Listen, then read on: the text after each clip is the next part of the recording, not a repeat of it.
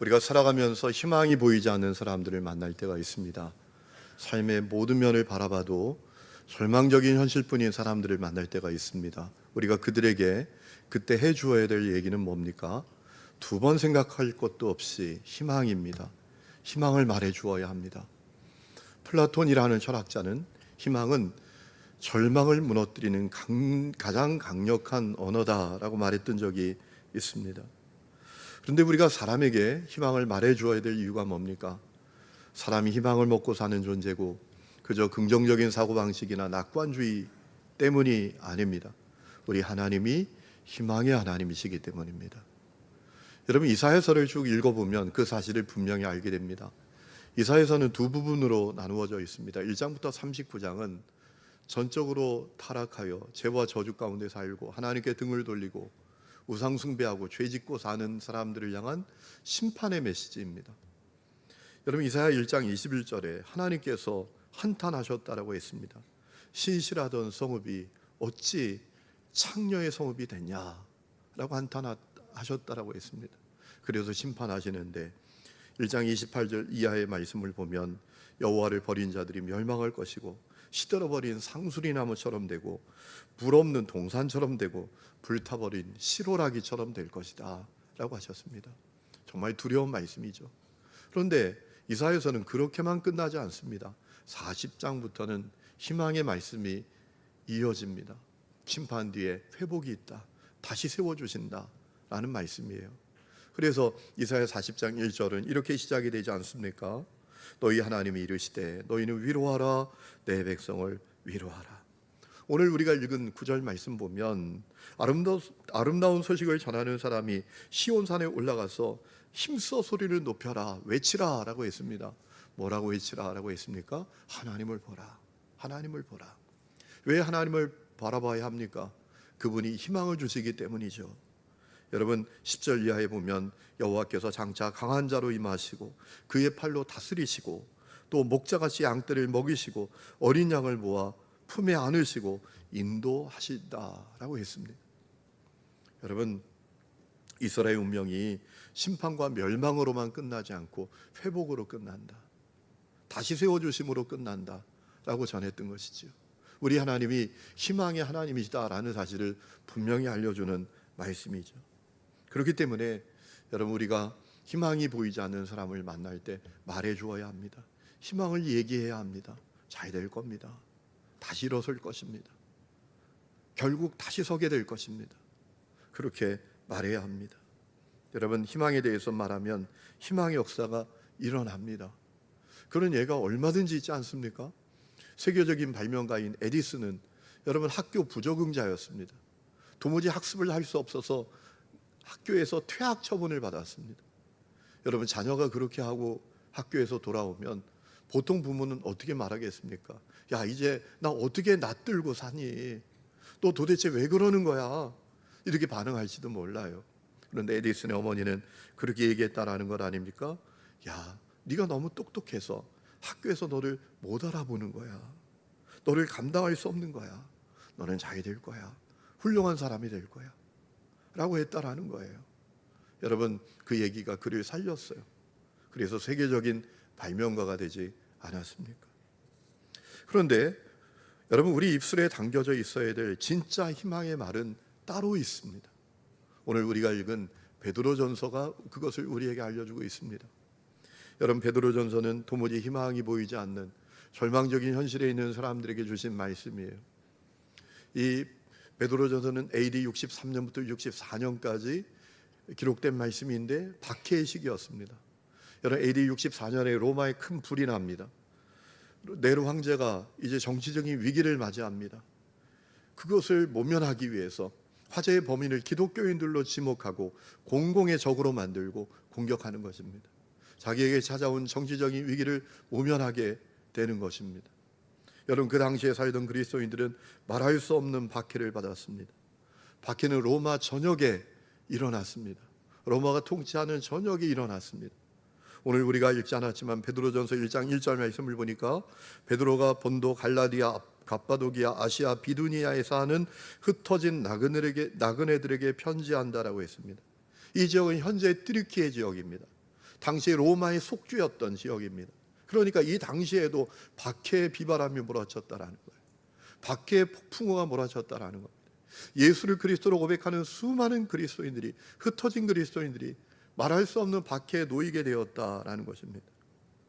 여러분, 우리가 베드로전서를 읽어보면 박해 현실을 알려주는 말씀들이 여러 곳에 등장하지 않습니까? 당시 활동했던 역사가 타키투스, 수에노티우스, 디오카시우스의 기록을 보면 그리스도인들을 향한 무자비한 박해가 있었다라고 했습니다.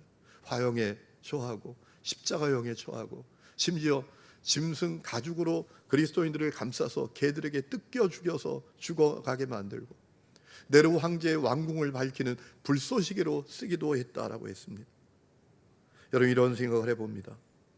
그렇게 절망적인 현실에 있는 이 사람들을 향하여 해줄 수 있는 희망의 말은 무엇이었을까? 그들에게 할 수 있는 희망의 최고의 메시지는 무엇이었을까? 이런 것 아니겠습니까? 우리에게 살아있는 희망이 있다, 우리에게 산 소망이 있다 라는 것 아니겠습니까? 그래서 베드로전서 1장 3절을 보면 베드로 사도는 고난받는 사람들에게 하나님께서 주시는 은혜와 평강이 있기를 축복한 뒤에 아주 당황스러운 이야기를 합니다. 하나님을 찬송하라라는 것입니다. 여러분, 이렇게 생각해 볼 수 있지 않겠습니까? 지금이 하나님을 찬양할 때야. 우리가 죽게 생겼는데, 말할 수 없는 고난으로 우리가 다 죽어나가고 있는데 하나님을 찬송할 때야? 지금 제정신이야? 이렇게 생각할 수 있어요.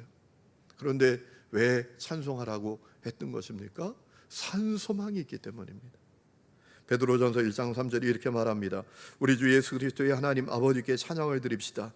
하나님께서는 그 크신 자비로 우리를 새롭게 태어나게 하셨습니다. 그리하여 그는 죽은 사람들 가운데서 예수 그리스도가 부활하심으로 말미암아 우리로 하여금 산 소망을 갖게 해주셨다. 하나님 찬양합시다. 예수님 때문에 우리에게 살아있는 희망이 생겼습니다. 우리가 산 소망을 갖게 되었습니다 라고 했던 것입니다. 여러분, 베드로가 말한 산 소망은 어떤 것입니까? 우리가 얻게 될 하나님의 나라, 우리가 누리게 될 영원한 생명에 대한 것이었습니다. 하나님께서 우리 가슴을 펄펄 뛰게 만드는 그 산 소망이 무엇이었나? 여기서 산 소망이라고 할 때 산은 짜오라는 단어입니다. 살아있다라는 뜻입니다. 하나님께서 예수님으로 말미암아 우리에게 우리 가슴을 펄펄 뛰게 만드는 살아있는 희망을 주셨다라는 겁니다. 그 희망이 뭐냐? 하나님의 나라, 영원한 생명이라는 것입니다. 베드로는 그 하나님의 나라 영원한 생명은 썩지도 않고 더럽혀지지도 않고 낡아지지도 않는다라고 했습니다. 베드로전서 1장 4절에 말합니다. 그 나라는 썩지 않고 더러워지지 않고 낡아 없어지지 않는 유산 물려받게 하셨습니다. 유산은 여러분을 위하여 하늘에 간직되어 있습니다 라고 했습니다.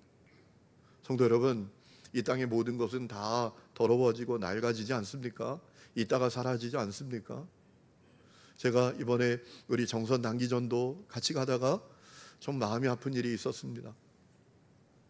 이제 원주로 이렇게 지나가는데 제가 첫 목회할 때 잘 지냈던 목사님이 생각이 나는 겁니다. 원주에서 사역을 하고 있습니다. 그분이 문득 생각이 나서 전화를 했어요. 목사님 어떻게 지내고 계세요? 충격적인 얘기를 해요. 그 사모님이 작년 9월에 돌아가셨대요. 왜 연락 안 하셨냐고. 내가 너무 당황하고 경황이 없어서 제대로 연락도 못 되다고. 급성 위암으로 돌아가셨다라는 거예요. 아니, 2년 전에 건강검진 받았는데 그걸 발견을 못했대. 여러분, 우리 생명이 그런 거예요. 이 땅의 육신의 생명이 그와 같은 거죠. 이 땅에 낡아지지 않는 것 뭐가 있습니까? 이따가 사라지지 않는 것 뭐가 있습니까? 그런데 하나님의 나라 영원한 생명은 달라요. 하나님의 나라 영원한 생명은 낡아지지 않습니다. 사라지지 않습니다. 여러분, 영원합니다.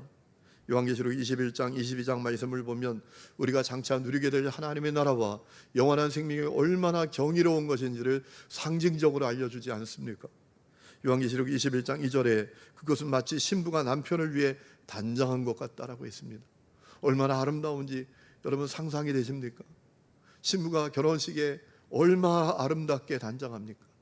우리가 누리게 될 하나님의 나라가 그와 같다라는 것입니다. 21장 3절 말씀 보면 하나님이 영원히 함께 하시는 나라라고 했습니다. 4절에 보면 모든 눈물을 닦아주시고 다시는 죽음이나 애통이나 통곡이나 아픈 것이 있지 않다라고 했습니다. 6절에 보면 목마른 자들이 생명수를 값없이 흡족하게 받는 나라라고 했습니다. 11절 말씀을 보면 하나님의 영광으로 가득한 곳인데 그 영광이 귀한 보석과 같고 수정과 같다라고 했습니다. 18절 말씀 보면 그 나라는 벽옥과 정금과 각종 보석으로 이루어져 있다라고 했습니다. 계시록 22장 2절 말씀을 보면 하나님의 나라 한가운데 생명수의 강이 흐르고 강자 위에 생명나무가 가득하게 있는데 그 물과 그 열매를 마음껏 마시고 먹을 수 있다라고 했습니다. 또 3절에 보면 다시 저주가 없고 다시 밤이 없고 우리가 거기서 영원토록 왕노릇한다라고 했습니다. 우리가 얻게 될 하나님의 나라와 영원한 생명이 얼마나 놀랍고 아름다운지를 상징적으로 알려준 말씀이죠. 여러분, 이 하나님의 나라가, 이 영원한 생명이 우리의 살아있는 희망입니다. 여러분, 베드로는 이 살아있는 희망 때문에 고난 가운데에도 시련 가운데에서도 평안을 누리고 담대하고 찬양할 수 있다라고 선언하지 않습니까? 베드로전서 1장 6절에 말합니다. 그러므로 여러분이 지금 잠시 동안 여러 가지 시련 속에서 어쩔 수 없이 슬픔을 당하게 되었다 하더라도 기뻐하십시오. 하나님께서는 여러분의 믿음을 단련하셔서 불로 단련하지만 결국 없어지고 마는 금보다 더 귀한 것이 되게 하시며 예수 그리스도께서 나타나실 때 여러분에게 칭찬과 영광과 존귀를 얻게 주십니다 라고 했습니다. 여러분, 그렇기 때문에 우리가 절망의 현실 가운데 있는 사람들을 만날 때 그들에게 해줄 수 있는 최고의 희망의 메시지는 하나님의 나라입니다. 영원한 생명입니다. 우리에게 하나님의 나라가 있잖아요. 우리에게 영원한 생명이 있잖아요. 이것이 우리가 사람에게 줄 수 있는 최고의 희망의 메시지다라는 겁니다. 여러분, 우리가 살아가는 현실을 직시해 보십시오. 이 세상의 모든 일들이 해피엔딩으로 끝나는 것 아니지 않습니까? 이 세상의 모든 문제가 다 풀리는 것으로 끝나지 않지 않습니까? 여러분, 이 세상의 모든 것이 전화위복으로 마무리되고 기적으로 끝나는 것이 아니지 않습니까? 때로는 평생 고통스러운 현실과 문제와 어려움과 질병을 끌어안고 평생 고통 가운데 사는 사람들이 있지 않습니까? 여러분, 그들이 하나님께 버림받은 자입니까? 기적이 없으면 하나님께 사랑받지 못한 자입니까? 문제 해결이 안 되면 하나님께서 버린 자입니까? 그거 아니잖아요. 인생이 그렇게 간단한 게 아니잖아요. 우리 현실이 모든 문제가 다 해피엔딩으로 끝나는 게 아니잖아요. 모든 문제가 다 풀리는 것으로 끝나는 것도 아니지 않습니까? 그렇기 때문에 우리가 사람에게 줄 수 있는 최고 희망의 메시지는 하나님의 나라, 영원한 생명입니다. 우리에게 하나님의 나라가 있어요. 우리에게 영원한 생명이 있어요. 이것이 가장 강력한 희망의 메시지입니다. 어떻게 우리가 절망적인 현실에 있는 사람들에게 그렇게 말해줄 수 있을까요? 절망적인 현실에 놓여 있는 사람에게 우리에게 하나님의 나라가 있잖아요. 우리에게 영원한 생명이 있잖아요. 우리가 어떻게 그렇게 분명하게 말해줄 수 있을까요? 오늘 말씀을 보면 바울이 아주 중요한 사실을 이야기하고 있습니다. 내 속에 베드로가 증언했던 그 산소망이 내 속에도 산소망이 되어야 한다라는 것입니다. 여러분, 오늘 말씀을 보면 베드로가 뭐라고 말합니까? 먼저 이런 얘기를 합니다. 절망적인 현실에 있는 성도들에게 그럼에도 불구하고 주님을 마음의 주인으로 모시고 거룩하게 섬기라고 했습니다. 15절 말씀 보세요. 너희 마음에 그리스도를 주로 삼아 거룩하게 하고 라고 했습니다. 절망적인 현실이라고 할지라도 될 대로 되라고 살면 안 된다라는 것입니다. 추한 인생이 되어서는 안 된다라는 겁니다. 절망적인 현실 가운데에서도 품위 있는 그리스도인이 되어야 한다라는 것입니다. 그리고 아주 중요한 말씀을 이어갑니다. 누가 내 안에 있는 살아있는 희망에 대해서 질문할 때 부드러움과 공손함으로 대답할 준비를 하고 있어야 한다라는 것입니다. 15절에 이렇게 말합니다. 너희 속에 있는 소망에 관한 이유를 묻는 자에게 대답할 것을 항상 준비하되 온유와 두려움으로 하고 라고 했습니다. 우리가 주목해야 될 말씀은 너희 속에 있는 소망입니다. 설교 속에 있는 소망 아닙니다. 성경책 속에 있는 소망 아닙니다. 교리 공부할 때 나오는 소망 아닙니다. 너희 속에 있는 소망, 너희 속에 있는 소망, 이 말씀을 놓치지 말아야 합니다. 그러니까 우리가 절망적인 현실에 있는 사람들에게 우리에게 하나님의 나라가 있잖아요, 우리에게 영원한 생명이 있잖아요, 이 말을 해주려면 그 소망이 내 속에 있는 소망이어야 한다는 겁니다. 그것이 내게 살아있는 소망이어야 한다는 것입니다. 여러분, 자명하지 않습니까? 내게 없는 것을 누구에게 주겠습니까? 나도 확신하지 못하는 것을 누구에게 이야기해 줄 수 있겠습니까? 그렇지 않습니까? 내게 하나님의 나라가 산 소망이 아니고 내게 영원한 생명이 살아있는 희망이 아닌데 누구에게 우리에게 하나님의 나라가 있잖아요, 영원한 생명이 있잖아요 라고 말해줄 수 있겠습니까? 여러분, 베드로는 산 소망을 가진 사람이었습니다. 그는 그저 입 바른 소리로 우리에게 하나님의 나라가 있습니다, 영원한 생명이 있습니다, 그것이 살아있는 희망입니다 라고 한 사람이 아닙니다. 하나님의 나라와 영원한 생명이 그에게 가슴을 펄펄 뛰게 하는 소망이었습니다. 그래서 그는 AD 68년에 복음을 전하다가 순교를 합니다. 십자가에 매달려 거꾸로 죽어갑니다. 그때도 당당했다고 합니다.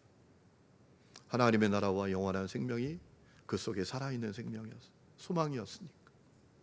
여러분, 그 일이 우리 가운데 일어나야 합니다. 사실 얼마 전에 제가 아팠던 적이 있습니다.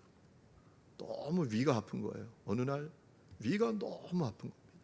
저는 아픈 것을 잘 견딥니다. 웬만큼 아파선 병원을 잘 안 갑니다. 제 아내는 툭탁한 병원 갑니다. 그래서 늘 저에게 당신도 참지만 말고 병원 가라고 이럴 때가 많습니다. 저는 아픈 거, 힘든 거 잘 견딥니다. 이번에 정선 단기전도 갔다가도 둘째 날 저녁 집회 끝나고 올라간다니까 팀이 다 눈이 동그래집니다. 아니, 왜 올라가시냐고. 올라가야 토요일 날 주일 준비 또 하지. 그리고 집에 오니까 12시가 넘었습니다. 그래도 여러분, 쌩쌩하지 않습니까? 아픈 것, 힘든 것 잘 견딥니다. 그런데 위가 너무 아픈데 못 견디겠는 거예요. 병원에 갔습니다. 병원에 가면서 겁이 덜컥 나는 겁니다. 왜냐하면 제 아버님이 위암 판정을 받으시고 위를 한 3분의 1 이상 절제하는 수술을 하셨던 적이 있거든요. 한 40대 후반에. 그래서 제가 겁이 덜컥 나는 거예요. 그리고 두려움이 생기는 겁니다. 혹시 나에게도 어려움이 생기면 어떡하지? 사역에 대한 미련은 없었습니다. 그동안 스스로에게 부끄럽지 않게 최선을 다했다고 여겼기 때문입니다. 그런데 아직 출가하지 않은 자녀, 공부를 더 해야 될 자녀, 또 아내가 남은 인생을 살 수 있는 준비가 하나도 안 돼 있는 거예요. 혹시라도 나에게 어려움이 있으면 어떡하지? 이런 두려움이 생기는 거예요. 병원에 가서 진찰을 받았더니 일주일 약을 지어주시면서 이 약 먹어보고 그래도 좀 안 좋으면 위내시경 해셔야 될 것 같다. 일주일 동안 약을 먹는데 계속 아파요. 그러니까 더 두려운 마음이 들어요. 일주일 뒤에 가서 내시경을 했지요. 의사 선생님 방에 결과를 받으러 들어갔더니 선생님이 어느 교회 다니는 안수 집사님이신데 저를 보고 씩 웃으면서 목사님 위험이에요 그러는 거예요. 위험이라고, 괜찮다고. 그랬더니 얼마나 안심이 되는지요. 하는 마음이 들 정도더라고요. 그리고 이제 일주일 약을 더 드셔야 된다고 약 받아 오는데 갑자기 눈물이 나는 거예요. 내가 가짜구나. 내가 가짜구나. 내가 하나님의 나라 영원한 생명을 그렇게 외치는데 이 두려움은 어디서 생긴 거야? 내가 가짜구나. 내가 떠나도 내 가족들 하나님이 다 돌보실 텐데 그렇게 두려워하는구나. 내가 가짜구나. 하나님의 나라 영원한 생명 내가 외쳤지만 입 바른 소리였구나.